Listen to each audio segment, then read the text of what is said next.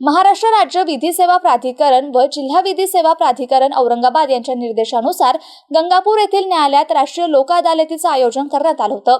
लोक अदालतीचे उद्घाटन गंगापूर येथील न्यायालयाचे दिवाणी न्यायाधीश आणि सर निलेश इंदलकर यांच्या हस्ते करण्यात आलं।